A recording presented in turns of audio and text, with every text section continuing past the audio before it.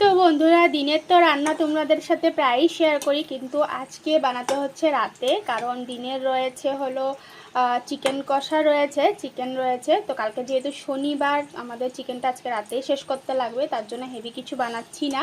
তো আমার শাশুড়ি মা যেহেতু চিকেন খায় না, তার জন্য এই যে মিষ্টি কুমড় ভাজা, এদিকে এই যে কি বলে ভাত করলা বা কাঁকরোল ভাজা, এগুলো ভাজা করছি। আর তার সাথে করে এদিকে দেখো এই যে পটল আর আলু নিয়ে নিয়েছি, এটা সয়াবিন দিয়ে করব।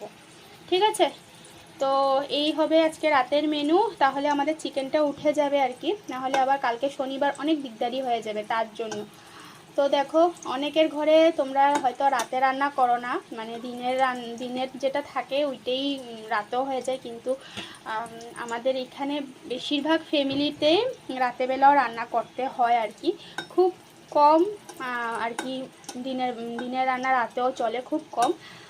ইভেন মাছ যদিও থাকে, তবু মানে মাছের যদি আলু দিয়ে ঝোল করি, তাহলে রাতেরবেলা আবার মাছের ইসে করতে হবে, কি বলে টমেটো পেঁয়াজ দিয়ে করতে হবে, মানে মাখো মাখো করে করতে হবে। তো একই রকম মানে একটু কমে খায়, এটাই হলো ব্যাপার আর কি।